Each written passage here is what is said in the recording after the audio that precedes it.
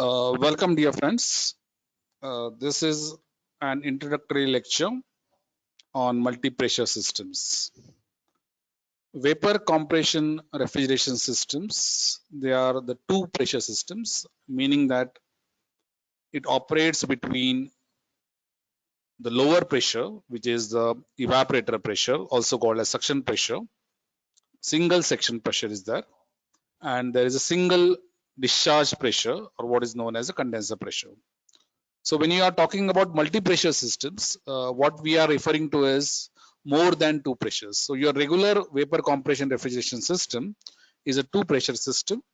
And what we would be learning today is the multi-pressure systems, meaning there would be more than two pressures.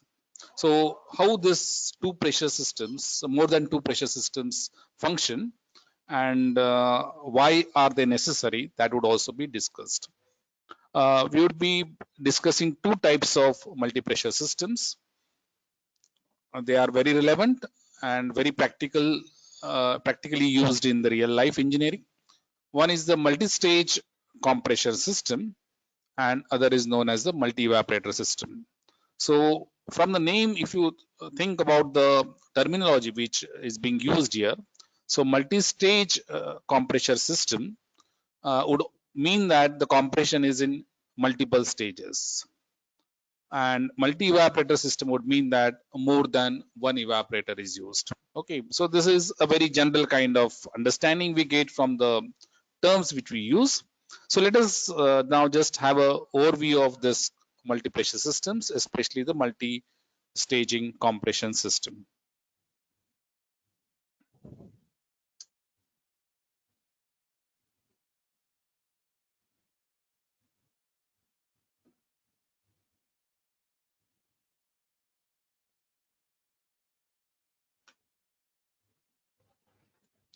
So as I said, the outcome expected in this lecture is that the students would be able to appreciate the multi-staging and multi-evaporating kind of systems, that is multi-pressure systems. And at the outset, I had already defined multi-staging as the one where we use more than one compressor, and multi-evaporator as where we use more than one evaporator. Why do we use multi-pressure systems? So obviously the reason for using a multi-pressure system would be the disadvantages associated with the two-stage system, two pressure system. So what are the disadvantages of two-stage system? One disadvantage, which is very prominent disadvantage, is the performance. The performance of two pressure system is extremely low when the pressure ratios are high. Now, what do you understand by the pressure ratios being high? We define the pressure ratio as the ratio between the condenser pressure and evaporator pressure. So when the pressure ratio has to be high, so from a mathematical perspective, when you are saying that the pressure ratio is a ratio of condenser pressure to the evaporator pressure, so from a mathematical perspective, either the numerator, that is the condenser pressure, has to be high, or the denominator, which is the evaporator pressure, has to be low, or both. Okay, so when is the case that the evaporator pressure is too low? Evaporator pressure is too low when the temperatures which we want to achieve, they are fairly lower. As I said that, for example, in food freezing applications, we would be aiming for extremely low temperatures in some minus degrees centigrade. Okay, and if you want to have the systems, the evaporators giving you minus temperatures, right? Example in the food freezing sector, then we need to keep the evaporator at extremely low pressure. Similarly, if there are situations where the ambient temperature is very high, in that case, the condensate pressure is too high. So in such a scenario, in such applications and in such environmental conditions, we might encounter high pressure ratios. So when there are high pressure ratios, the two pressure systems would present clear disadvantages. And then we need to go for multi-pressure systems. So that is a fundamental point, fundamental understanding one must have. Let me go to the next point. Uh, as I said, multi-pressure systems, when you are saying multi-pressure systems, uh, we need to understand when should one go for multi-staging and when should one use a multi-evaporator system, or in the next lecture we would be discussing cascading and multi-evaporator system. Then when should one go for cascading, what is cascading and what is multi-evaporator system. So this fundamental understanding one should have when we talk about the multi-pressure systems. So for the present purpose, we have said that unlike in the simple vapor compression system, multi-evaporator systems either use multiple compressors, or they would use multiple evaporators, or they would use a phenomena called as cascading. When do we use multi-stage compression system, or another term which is commonly used in industry is compound compression. So compound compression, meaning that you compress the refrigerant in two or more stages, that is advisable as a thumb rule when the pressure ratio, that is the condenser pressure to the evaporator pressure, is greater than 4 or 5. Okay. So this is a thumb rule. It is not that we need to be, when we are talking about refrigeration systems, we need to be very careful about using thumb rules, because we need to be careful about the properties of the refrigerant which is being used, and what kind of refrigerating effect and specific compressor work that refrigerant properties will yield when you plot the actual systems. So that is a fundamental thing that would be obtained only after doing some rigorous calculations. But as a thumb rule, one needs to keep in mind that if the pressure ratio, that is the condenser pressure to the evaporator pressure, is greater than 4 or 5, then it is advisable, or it is advisable to explore the possibility of using the compound compression. And as I said, that when you are using two pressure compression systems, the systems becomes inefficient at higher pressure ratios. And why is that so? That is because when we talked about the pressure enthalpy diagram and we talked about the representation of the process of compression, we discussed a very fundamental point wherein we said that when you are compressing along the constant pressure line, and as you draw the constant pressure line, and as the constant pressure line moves away from the saturation curve, that line becomes flatter. Okay, meaning that if you move away from the saturation curve towards a high pressure, that is a condenser pressure, that line separates out from the saturation curve, and the delta H across the compressor, that is a specific enthalpy difference across the compressor, which is ultimately going to decide the power consumption of the system, that would be moved. Okay, so we need to make sure that the compression line comes closer to the saturation curve. And how do you do that? So if you want to make that compression line closer to the saturation curve, we need to use multi-staging and intercooling in between. Okay, so that arrangement is called as multi-staging. So how do you do that? So one of the ways of doing it is that we can use a heat exchanger in between. So between a low stage compression and a high stage compression, one can use a heat exchanger with water as a coolant. Okay. So what would happen in that case? So in this case, for example, as shown in this figure, you would have a low stage compression from 1 to let us say 2, which is an intermediate pressure, and then the curve would move closer to the saturation curve because of the constant pressure cooling achieved in the water cooled heat exchanger. So 2 to 3 would be a constant pressure cooling, and 2 would be at a higher temperature and 3 would be at a lower temperature, and that state 3 would be closer to the saturation curve. So by using a water cooled heat exchanger, what we have achieved is intercooling between the two stages.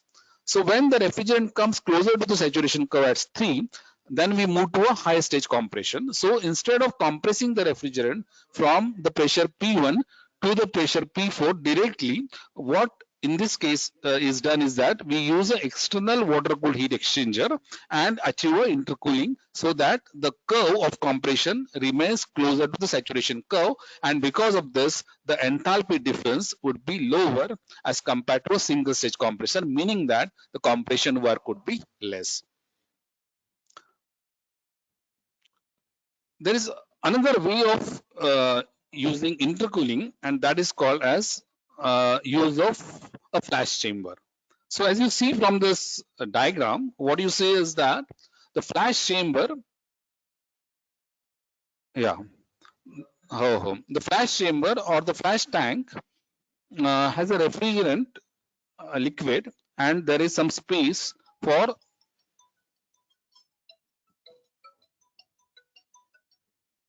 there is a flash tank, and there is the refrigerant entering into the flash tank. Okay, so what you find is that from one is the inlet to the low stage compression, and two is the exit of the low stage compression.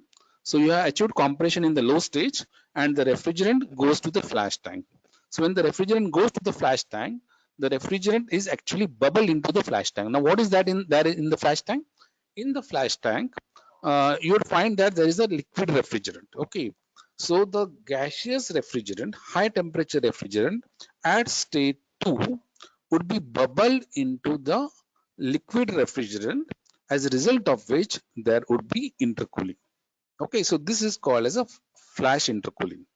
Okay, and then the cooled refrigerant, which would be now at the state 3, would be given as an input to the high stage compression. So let us be clear on this, that what is how is the intercooling achieved using a flash chamber, flash tank. What we do is that the refrigerant from the low stage compression, which would be at a high temperature T2, is bubbled into the liquid refrigerant into the flash tank, as a result of which there would be an intercooling of this refrigerant from T2 to T3. This cooled refrigerant is then sent to the high stage compression. In this way, we achieve intercooling by using a flash chamber. Okay, so have a look at the flash chamber, which is shown in this figure, and you would get an idea about how this bubbling happens and how this mist free vapor, which is at state 3, is sent into the high stage compression. Okay, this this is a very interesting sketch, and look at this sketch where we talked about the bubbling of this refrigerant from the state 2. What is the state 1? State 1 is the state of the refrigerant entering the first stage compression. Okay, what is the state 2? State 2 is the state of the refrigerant being discharged from the first stage compressor. And you see that the state 2, the temperature is high, right? 2 to 3, as we discussed in the last slide, is flash intercooling, where the refrigerant is bubbled into the flash tank, and the flash tank acts as an intercooler, and it comes out at the state 3. State 3 you see is on the saturation curve, meaning that it is dry saturated gas. This dry saturated gas, which is obtained after intercooling. So state 2 is a superheated gas, and state 3 is a dry saturated gas. So the process 2 to 3 is desuperheating or cooling, which has happened in the flash intercooling intercooler. And this gas at 3 goes to the high stage compressor, and it gets compressed up to the state 4. Now what is 4 to 5? 4 to 5, what you say is the condensation. Okay, 4 to 5 is the condensation. 5 is the exit of the condenser, and 5 to 6 is an expansion in one valve, and 5 to 7 is the expansion in the other valve. Okay, so what you see over here is, and I will explain you this, that there is no flash removal in this case. So what is flash removal? That I will come to later, but try to understand this schematic. Let me repeat this again. 1 to 2 is a compression in the first stage compressor. 2 to 3 is a intercooling in the flash intercooler. 3 to 4 is the compression in the second stage compressor, that is a high pressure compressor. And 4 to 5 is a condensation. 5 to 6 is an expansion in the expansion valve 1, you can call this as 1, and 5 to 7 is an expansion in the expansion valve 2. Okay, Now, this figure you need to keep in mind because we are saying that this is a figure of multi-staging with flash intercooling without flash gas removal. So we have not yet discussed what is flash gas removal. Okay, and we would be discussing this flash gas removal, and this is a very interesting concept and very important one when you want to achieve higher efficiency in the multi-stage system. So let us move to the case where we talk about the flash gas removal. Now, what is this flash gas removal? Let me go to the earlier slide again. See, when you are talking about expansion from 5 to 6, okay, so 6 is, what is the state at 6? So 6 is the wet vapor, meaning what? This, at the state 6, you would have some liquid, you would have some gas. How much is the liquid here? It would correspond to this. And how much is the gas here? It would correspond to this, right? That is on the G line, right? So this would have some liquid and some gas. Similarly, what is state 7? State 7 is again a wet vapor wherein you would have some liquid and some gas. Now, what is the problem of having the gas, or what is the problem of having a wet vapor vis-a-vis a case where you would have a complete liquid? You need to understand that evaporator is the heat exchanger which converts the liquid refrigerant to a gaseous refrigerant. Okay, so when you are talking about a liquid refrigerant being converted to gaseous refrigerant, this happens because of absorption of latent heat in the evaporator. Now, when you are talking about absorption of latent heat, we know that this is the most efficient way of heat exchange. If we have in a heat exchanger some gases, then that effectiveness of the heat exchange would be less. Okay, so we need to get rid of the gases which do not participate in the cooling process, and that is called as a flash gas removal.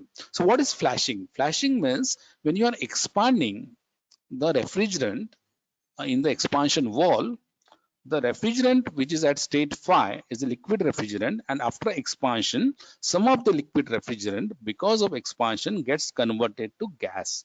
So this phenomenon of the liquid refrigerant getting converted to gas because of expansion is called as flashing. So because of this flashing, there would be some flash gas associated with the liquid refrigerant. This is a very central and important concept, that because of expansion in the expansion device, there would be some liquid refrigerant and there would be some flash gas. And this flash gas is not at all desirable. Its presence is not desirable in the evaporator, and hence it is a good idea. What is a good idea? It is a good idea to remove the flash gas before it enters the evaporator. The flash gas has to be removed and sent back to the compressor so that the effectiveness of the refrigeration system is improved. And that is what is attempted by using a configuration as is shown over here.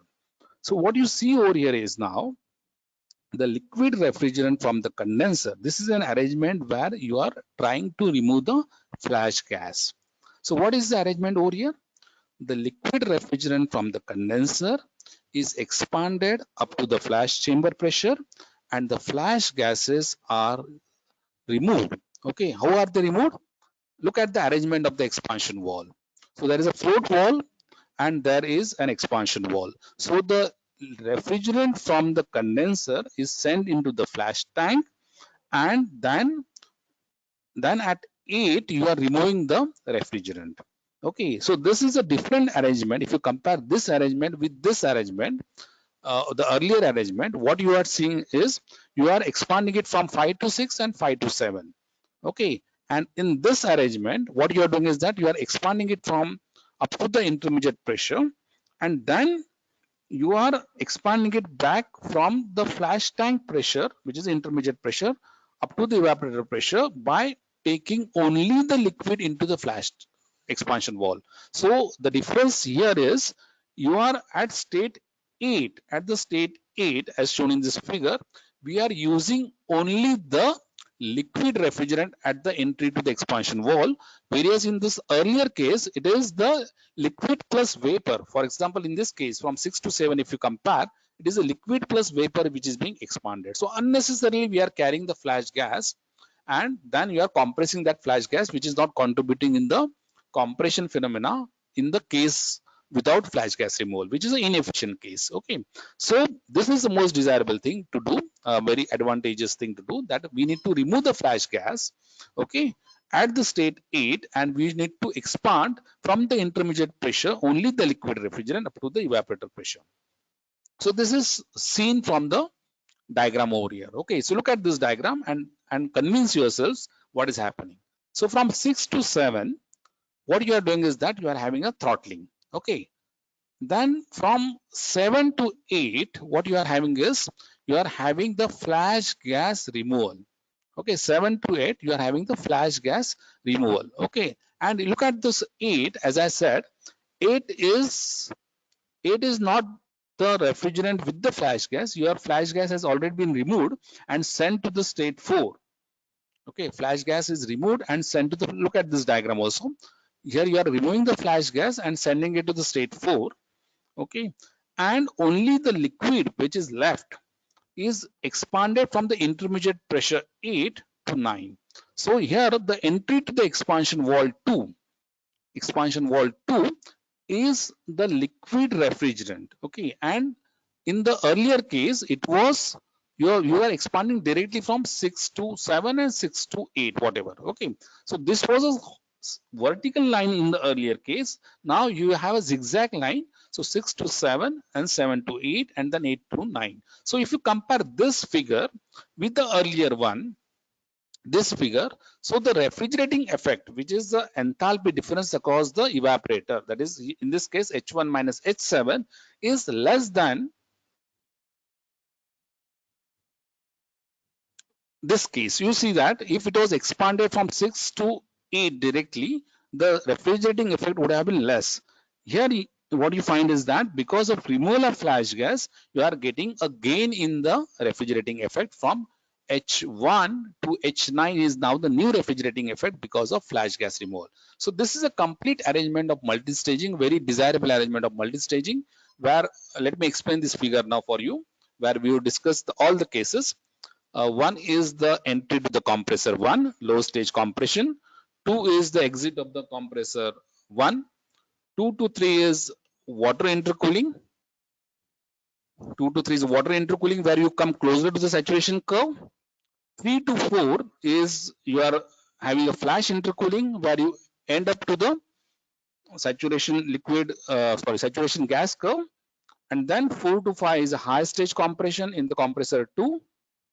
5 to 6 is the condensation phenomena. 6 to 7, you are achieving throttling. 7 to 8, you are achieving flash gas removal.